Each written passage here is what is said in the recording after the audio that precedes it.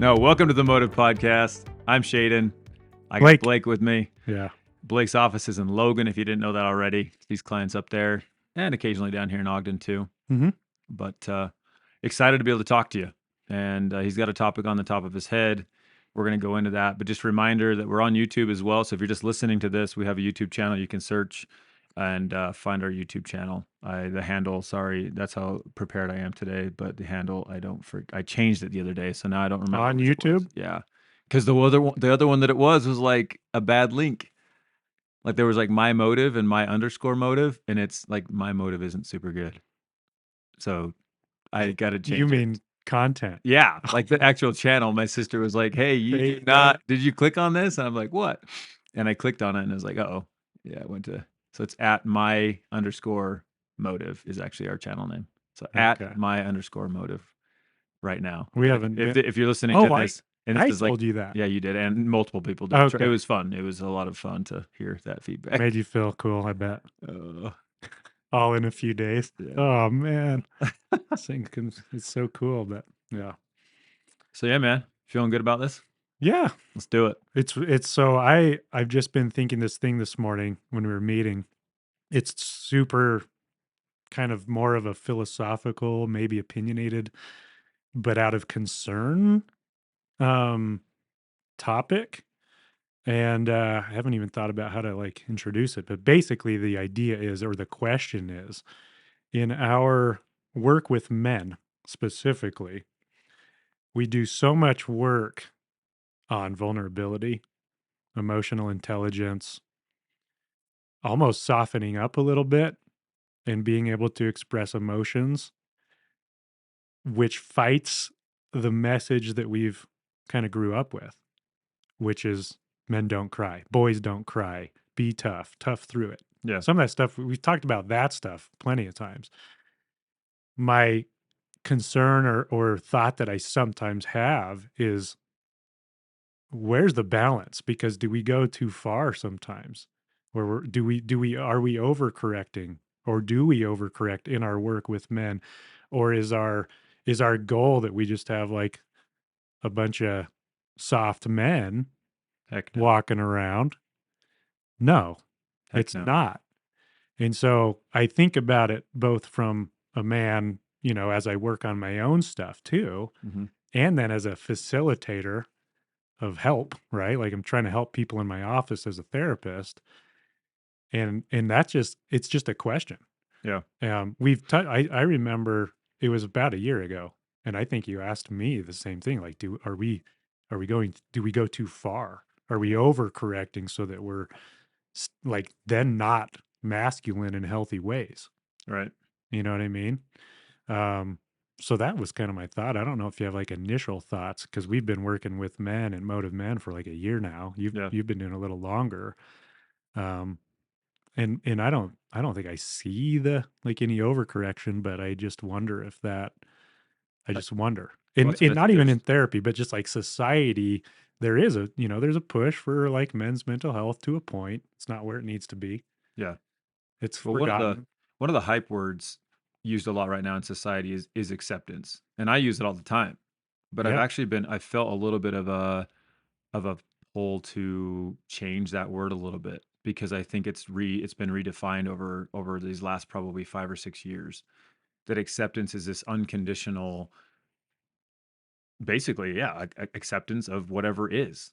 And to me, that isn't okay. And so the word I love now is compassion. So the act of accepting some things in our life is an act of compassion, but the actual thing we need to be focusing on is compassion, both with self and with others, in my opinion. So compassion is a huge piece. Now, again, I think that's where I think your question is so good, because if you just focus on compassion, which again, in our shame culture, and I mean culture, not like Christian culture, I mean in the world, there's been such a focus that shame is bad, that all shame is so black and white. It's unhealthy. And it's like, wait, no. There's also balance there. It's like if I cheat on my wife, and I shouldn't feel shame, right? Oh yeah, because that's going to help her see my contrition. Yeah. Hey babe, just letting you know I cheated on you. No shame. Yeah. That's terrible. That is not. That shows lack of character. So, but in the fight against shame, which is okay in our cult. Like, I'm glad that we've been doing this work over the last couple, probably now 15 years with like Brene Brown, Oh, yeah. all that kind of stuff. Mhm. It increased the focus on compassion, which Yeah. is great. But the Mm. problem is if it's not counterbalanced with being all in on your responsibilities in life and all in on life, all in on the man you need to become, then you will go soft. So to Mhm. me, those are those powerful, I guess, contrasts with each other. That yes, I need to facilitate powerful compassion with myself and with others, and that will soften. That keeps me good. However, I need to also choose to be all in on me in a way, all in on the man I need to become, and be frickin' accountable for when I'm not him, and own it, and be very clear about what my responsibilities are in life, like, Right, and because what aren't and what shouldn't be that I have taken on as responsibilities. yeah. You know, Yeah, and if there's not a sting when we either make a mistake that's big or if we realize we're not doing something that we should, if there's no sting, there's no change. right? But some of that sting could be shame, Exactly. and it's okay. We talked about this at church yesterday. It was this guy made a really good comment, was basically like we should feel bad about some of these mistakes. Yep. Like that's part of it, but we can't get stuck on it. And I think that's where shame becomes unhealthy, is when we get really stuck on it. But the pain that we feel for doing the thing, and sometimes it's guilt depending on the mistake, but shame keeps us stuck because we're like, I'm just such a piece of crap. I can't even change now. Well, let me throw this at you. Because when is the last time you heard someone talk about outside of church, maybe even in church? When is the last time you heard someone talk about conscience? In what context? Social media, anywhere. I don't hear it talked about anymore. I don't hear people talking about conscience. I I hear don't people know. talking about Maybe. emotion all the time. Mm, Like I it's like this separate of like, wait, if I don't feel shame about something, what would that actually say about my conscience? So I guess what I'm saying is you got to make a decision if there is one or not. Like, do I have a conscience or not? Is that a truth or not? Yeah. Because if for me, yes, Of obviously, course. Of course. we all have a conscience. We have a, I don't know how It's an it's awareness. created, but It's like an awareness of who you are, kind of what your origin is. to me, it's a summary of our values that are instilled within our soul. That when they are touched on, there's a reaction, Yeah. and that reaction, I don't know how to quantify or scientifically explain per se, but it's real. Mhm. But a psychopath has chosen to numb that baby out. Oh, yeah. And it's crazy enough. So if I'm going to be anti-shame, if I have to not feel shame about anything because shame is bad, then the only route to doing that is to numb conscience. And Mhm. the only way to numb conscience is by giving away standards. Oh, yeah, getting rid of your whole set of values in the And where world. does that usually come from? A higher power, Yep. a scripture, Mhm. any yeah, that's where they usually apparent. And look at our society right now. Godless and crazy enough, parentless. Yeah. Now it's the commandment of honor your parents has never been more conflictual right now, in my Yeah. opinion. Like it's crazy how much kids think their parents are just idiots, and they dishonor them, Oh, they and they don't. question all the time. Yep, What you're do not you with it. their faces and So the it's like, okay, disrespect. so where's your standard then? And if you live without standards, and then you want to complain about anxiety, so you want to show up to a game that has no rules, and you tell me that you don't want to have to worry about that when I'm telling you, oh no, there's no rules in this game. Well, what do you mean? What I just said. There's no rules. That person can do whatever they want to you. There's no rules. Oh yeah, and don't have anxiety about that. So let's come and talk and work on anxiety or work on mental health. But then if a standard introduced, that's not okay. Then the person introducing it is off. Exactly, Yeah. and that's the mess. It's such a mess. And it doesn't really. I mean, it is in line with what you're talking about, but it's. I think that's where the softness has come in. It's not that we need to decrease any type. If somebody's really compassionate with themselves, they don't need to decrease that. No. It's what standards have you adopted, and maybe standards you've adopted, but you know what? You're not living them, That's what I was gonna say. and that's what Living up to those. yeah, and Yeah. every single one of us, me included, right? We all have those struggles, but are we honest about it or not? Right. That's step And one. when we do screw up within that set of values or beliefs, what do we feel? Yeah, Shame shame, guilt, or guilt. sadness, a lot of emotion. And Right. can I have gratitude for that? Yeah. Instead of, oh no, I'm feeling these things, this emotion phobia. Instead, it can be gratitude for the fact that I do feel this. This it shows my conscience. It shows that I like have values.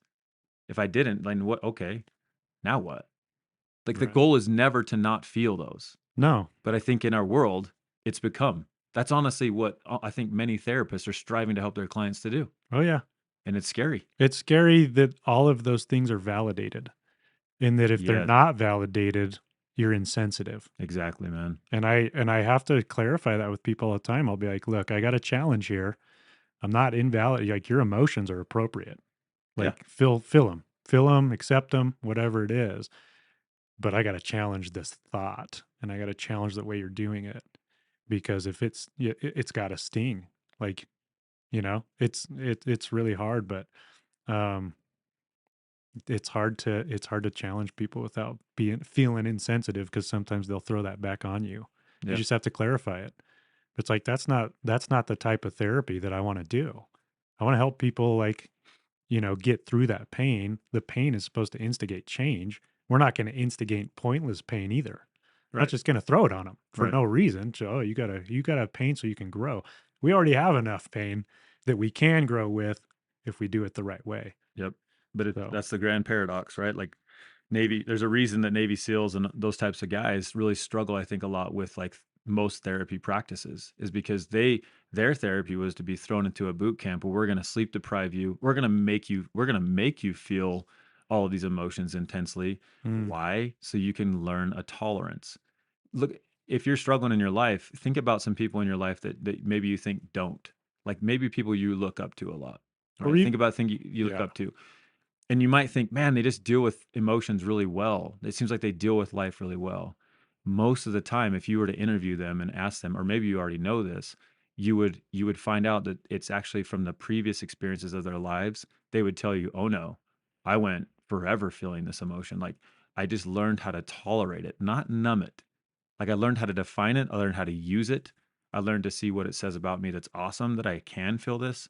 They learned and it grew them inside this muscle of tolerance to emotion rather than the other way which is making emotion the enemy. right. It's like no, let's make tolerance the goal rather than emotion this enemy. Emotions are the enemy so much now, and you can tell by how people act, right? Like, you got addictions, right? Yep. Like, why do you have that addiction? Yeah. To not feel, Yeah. to soothe, to escape, whether that's porn or alcohol or drugs, Yep. freaking endless scrolling on your phone, doom scrolling. So Like, here's a good question. So what do you think are some of the top emotions right now that are just intolerable? Like that most people they have their tolerance for them is so low hmm, emotions. or states of being. I think sadness. Okay. I think sadness is really hard for people. They want to, like, numb that out and not experience it. I would Grief, say that one for men. I think sadness for men, huge. I huge. think women, there is a difference. Sure. So I think women tolerate sadness way, it's more normal for them to tear up and to allow the sadness to occur, Yeah. right? For men, But I think grief is really hard. yep. People don't want to sit there in that grief, and they kind of have no choice, but people numb out. People find those ways to mask it and escape for too long. Right now, I'm reading a book called A Comfort Crisis. He dedicates pages and pages and pages, in fact, an entire section to boredom. Oh yeah. It's incredible. I wish I had it with me. In fact, maybe we'll just do a whole podcast on boredom because the research is amazing. People cannot tolerate boredom. So he goes on this huge adventure to Alaska, 33 days. Nice. I know I want to go do it. Like I seriously want to go. We need to go do this, guys. Like it'd be so awesome. Maybe not 33 days because we won't have families, but at least a while. But he gets out and he says he gets into this place where it's the purest silence he's ever heard, and he quotes a lot of research on these quiet what are they, quiet pods or whatever, that there's no quietest place. Like Minnesota has a couple places where they built these buildings and built these things that are they claim to be the quietest places on earth, like there Mm-hmm. where there is no sound Mm-hmm. and you can hear like your aorta, like you can hear you. And most people go in and the first few minutes are terrified. Like it's actually like quite terrifying to be in such silence. And then after a while they see themselves grow used to it and they become extremely relaxed and extremely just centered. Yep. And he talks about in Alaska, he gets to this place where he's just on this ridge, and the other guys he's with are down, and he can see him, and they're waiting for these caribou, and it's hours. It's just hours, and he says it's the purest silence so he's ever heard, but it also makes him really anxious. And then Mhm. he talks about his life and like how we always have our headphones in. There's always noise, and you even listening to this podcast right now could be noise. You could be listening to this right now because you don't want silence in your car. And I'm not saying shame on you. I'm with you. I do the same thing. But boredom has become this state of being that is, in my opinion, like maybe number one right You now. I It like I not think you're right. It's tolerated, very intolerable. You whereas think we need about it. yeah. Oh, we We have to need learn it. how to be bored. I'm telling parents this all the time. Like, your kids need to learn how to be bored. You probably do too as a parent. Yep. You know what I Oh, mean? amen. I did an exercise with a kid once, and I was in session, and he could not sit there at all. I know the feeling. And I was like, yeah. And I was like, let's just do an experiment here. I said, I'm gonna count to 3 and we're gonna be quiet.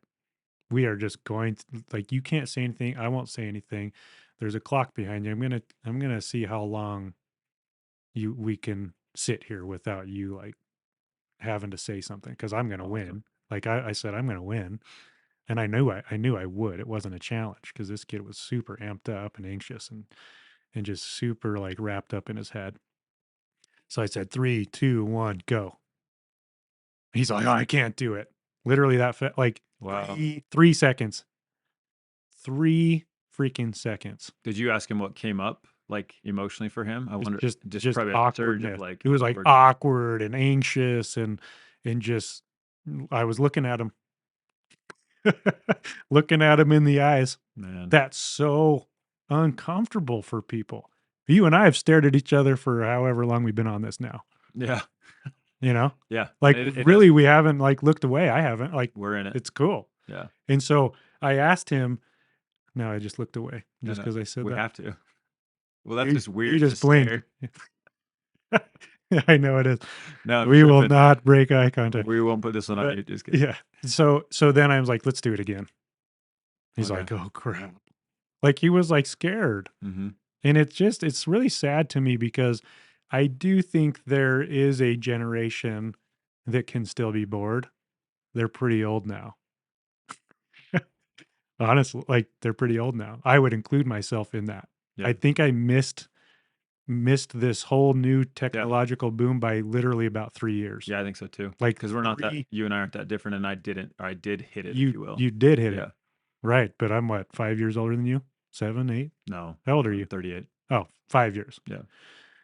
Um, and like, yeah, it's really interesting to see. And I'm not separating myself. I'm just lucky. Like, I see it that way, and I still use my phone too much. I still like need that stimulation, or I think I do after a few seconds.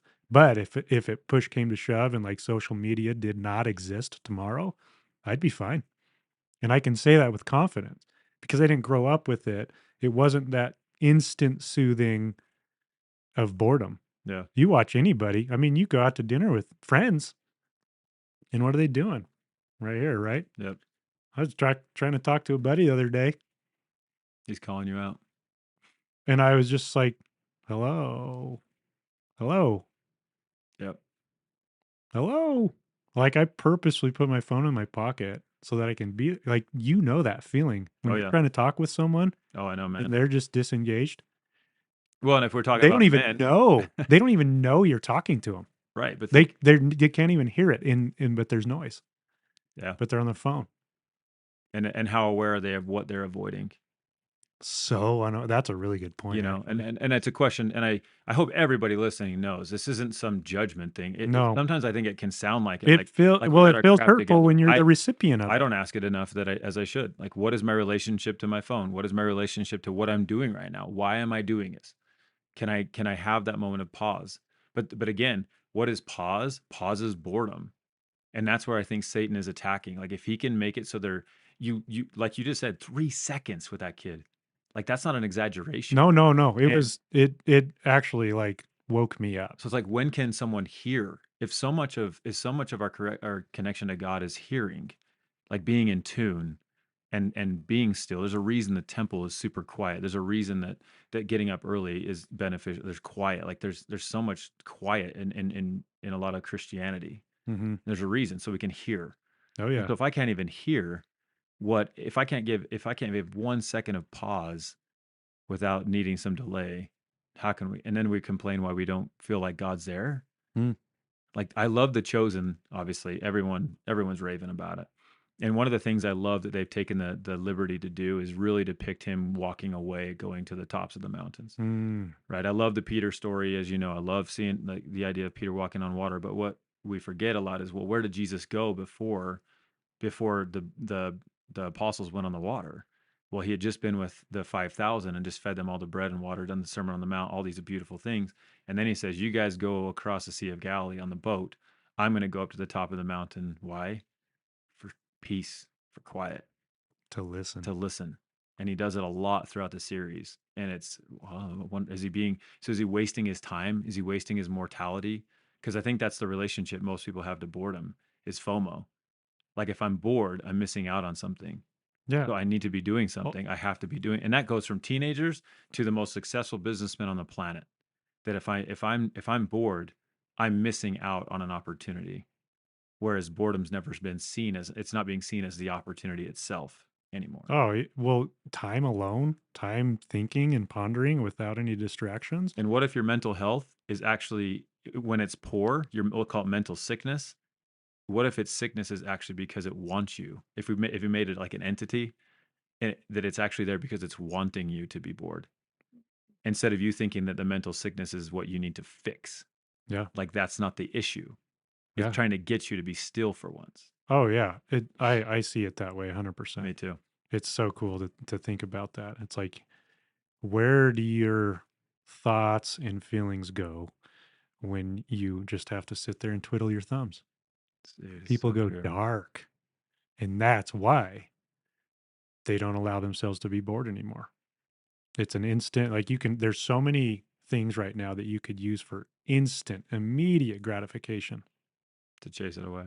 to just, yeah, just get that relief all of a sudden. And again, like we would always say, if you do close your eyes at night and let your head down, and or whatever, don't turn the radio, excuse me, don't turn the radio on, and you're driving, and you're afraid of that silence. You need some, like, You need help. help. Like, that's okay. Like, Yeah, it doesn't mean help in the bad way. It just means, come on, like, you need it, it'd be good to talk some of that stuff through. And so, our again, that's where our program can come into place, where if you want to come to therapy, it works. If you want to come and do more of our hybrid program, where we have our Motive Men, where we have group and we have daily check-ins and all that kind of stuff, that's what it's there for. We're trying to instill greater awareness, because that's what a lot of this comes down to. You asked such a good question, Phil, in the very, very beginning of this, of our guys becoming too soft, and it's true. But at the heart of it, to me, is what this podcast is really about right now. This episode is awareness, for sure. because if you can become a little more aware, then you can know what to do. But if you're not even aware of it, you're just you're blind. Right. You're truly blind. Yeah. Yeah. And we And can help you sometimes you find need that somebody. balance. Yeah, It's the exactly. balance. The balance is like, because then there's a lot of people that are full of shame because if they're not doing something, they feel worthless. Yeah. And I'm talking like scheduled downtime. Hmm. Like don't do anything. You don't have to. We're talking like evening times. There's people that won't ever relax. They Oh, won't do anything for themselves because they feel like they have to be doing something all the time or they're a piece of crap. dude, I gotta share. It's I brutal. gotta share this. It's been so cool this year. My son Jacoby, and I could share a whole lot about him. I shared a wrestling story about him a long time ago, because he's like my persistent kid, and I wanted him to play football, but I didn't want to push him, because everybody looks at him, he's big, he's black, like he's not athletic coordinated wise, but he's strong as a flipping horse, Oh, man. for sure. And so his whole life, everybody's like, "Oh, he's going to be a football player. He's going to be a football player." And it's like, hey, he can actually do a lot more than that. Like. Yeah, So I've waited and waited, but he and I talked about it, and we had an opportunity come his way. So we said, okay, let's do this. So we started playing football, and it's been so cool to see him grow. I mean, just amazing. And the team's taking him on, and it's been awesome. Total side note. The weird thing for me is football. You have to practice. They practice every day, and one of my hesitations was that commitment. oh yeah. And I thought, man, like, why do they have to practice every day? And then, am I going to be involved, or do I have the time, or whatever? And I went to his first few practices at the so he's at the park, and I go to the practice, park my truck. I have a chair in my truck, take the chair out, and I'm just sitting there. I'm not a coach, and I'm just sitting there watching his practice. And I'm like, this is amazing. I haven't missed a practice. I get off work, I head home, I pick up my son, and I take him to practice. He wants to go early too, and I just sit. And I've been talking to some of the parents. I mean, I don't just sit in silence, but at the same time, there is a lot of time for sound. Dude, when football's over, I'm holding myself accountable right now. Like I can't lose that. It's been life changing Mm, to really like the amount of unwinding it's allowed me to have has been incredible. And I didn't realize. I mean, therapy winds us up, that's for it sure. sure does. And so I think this Yeah. drive home could be nice, but dude, this 2 hours at the park outside and watching my boy and then I go throw and I go play with his brother too. And we do Yeah. it's just been like it's Because you don't different, have to always be quote unquote producing. dude. But how are we then? Like we're producing quality time with our kids at that point. Good point. So, but like also people won't allow any downtime. It's so uncomfortable. Yep. We're always supposed to be go, go, go. Yeah. So it's so interesting because I just, back to the original question, where's the balance between like being masculine, right? Versus being super soft, which isn't the opposite of masculinity, Yep. right? You can have all of that, but like when you need to I don't know, handle a crisis or something like that. Like the one of the things you said, I don't remember what you said, but it reminded me of just seeing you see videos online of like a crisis or like a car crash or like something intense and it's pandemonium. It's just screaming and it's crazy. And I'm Sure. not there's no criticism in here. I Mhm. don't know what I would do necessarily. I would like to think that I could turn off emotions Mhm. in a It's the crisis time and to do it. like yeah, and is that wrong? No. But then after comes all the emotions. It's crazy. Right. But we have to allow both. But I think sometimes we want to overcorrect because, we've heard, and I don't know what you think about this, but like that phrase toxic masculinity, it bugs me. Oh, it should. It's terrible. It's like not a thing. It isn't a thing. There's no such thing. It's just toxicity. There's a There's group of dudes who toxicity. deserve to get their trash kicked. That's for sure by the 95% of us men who think they're a bunch of DB. I'm not going to swear.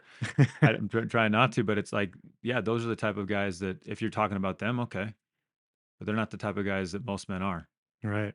Yeah, It's just it's that not phrase real. has always bugged me, and it's not because of, some pushback or anything like that. I'm like, no, toxicity is toxicity. Yep. You can be a man or a female and be toxic in your own ways. Yeah. But And like masculinity by itself, there's no toxicity in there. nope. It's just different characteristics that can end up being. So I think with that buzzword or Mhm. phrase that I've been hearing that. How long we've been hearing that? 15 years now, maybe more? It's ramped up though. I think Trump was a stage for a lot of it to be ramped up. Yeah. It's like, no, that's not masculine. It's not Yeah. toxic masculine. That's just Trump Yeah. saying whatever he wants, Exactly. right?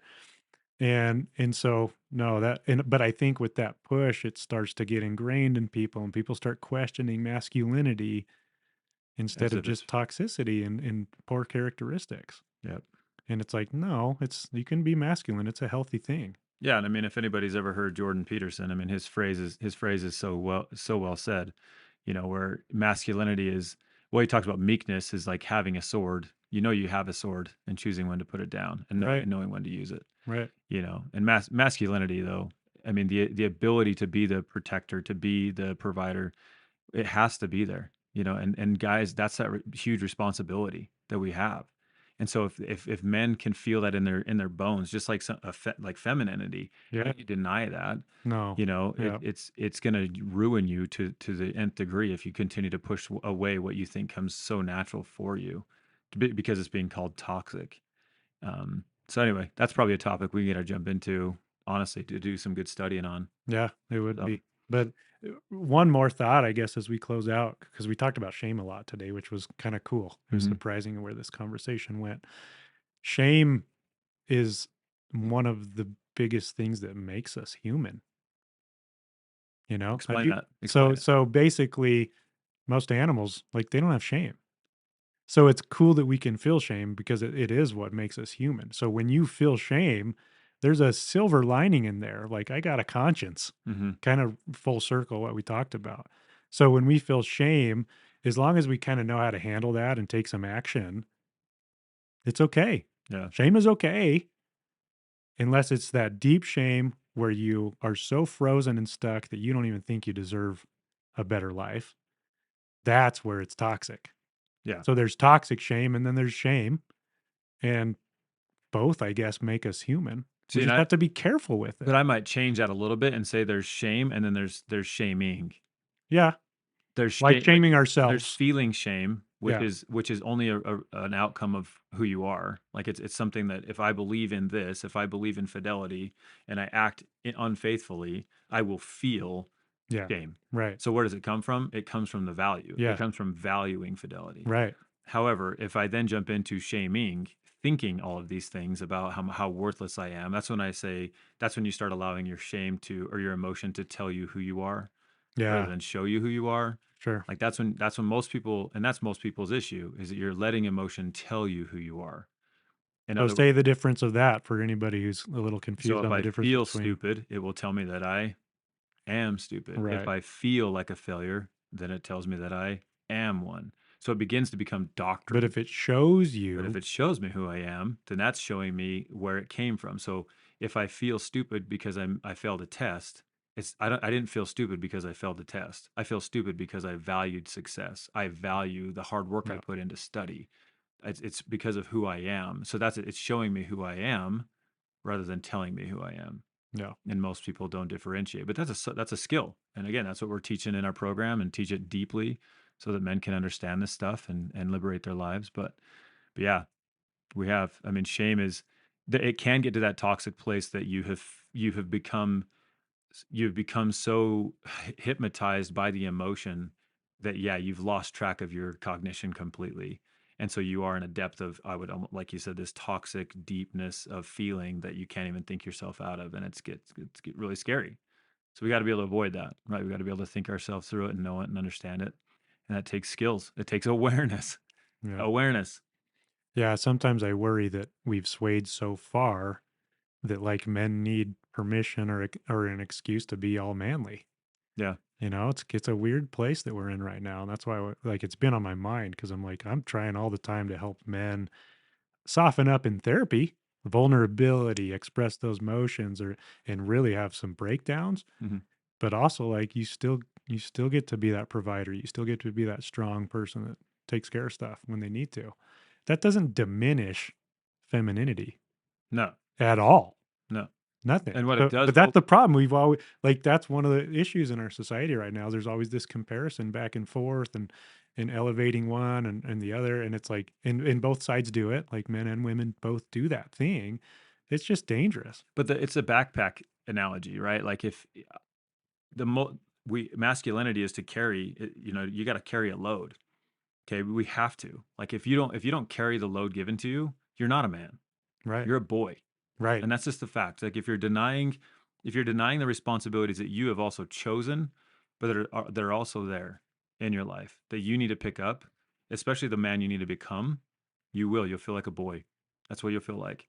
And so the backpack though is often full of crap that doesn't need to be in there. Again, if you and I actually did go to Alaska for 15 days on this epic like trip to see what we're made of, I'm not taking We would stuff. only Yeah, I would have what we need. only take what I need. And so many guys are just carrying rocks, literal dumb boulders of past trauma, past experiences, emotions that they don't get out on a daily. Mm-hmm. But that's the point of the expression is so you can actually be stronger, go farther, go better in even a more efficient way to carry the load that you're supposed to carry instead of carrying everything else that bogs you down. Yeah. Does that make sense? Yeah, because it's all that shame stuff too. Like that's what you're carrying around sometimes. Exactly. Mm-hmm. Exactly. So we're not trying to just soften you for softening's No, sake. no. We're trying to help you learn to access what feels soft for you so that you can also move through it. Yeah. And now let's Face it. do the job you came to this earth to do. That's cool. You know what I mean? That's Yeah. awesome.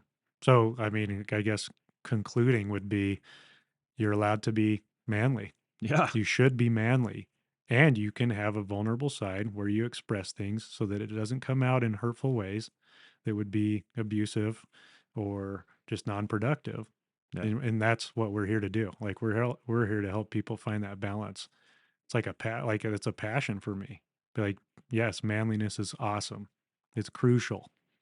Well, and again, if we use that word tough, then what's more tough? Like, you lost your dog. Sorry, bro. Like, I'm not trying to make you cry. Yeah, right. Good job. You Sorry, know me but like already. Blake just lost his awesome dog that I've met many times, and so it's like, what's more tough to like keep all those emotions in, or to like actually let yourself feel them? It's easier to keep them in. It It is. It's is. easier. I easily It's could have easier. distracted myself, Yep. could have taken the family somewhere else, could have like, go do a weekend or something. Like Yeah. let's go eat it. Like we could have done so many things to just distract ourselves this weekend. We only did what we needed to do Yep. so that we could sit in it. So that's what I would challenge all men on, is it's actually tougher to allow yourself to be human and to feel, and you'll see what happens, what starts clearing out for you when you let that happen. You'll feel the difference, you'll see the difference, and you'll feel tougher because you're not afraid of emotion. Right. If toughness is a lack of fear, then we've got to bust the fear of emotion, and you can only break a fear by facing it. Yep. So you got to face it, Yep. and that's what we're here for. Yep. So. Awesome discussion, man. Yeah, Thank dude. you. Yeah, dude. It's fun. We'll see you on the next one. Okay. See ya.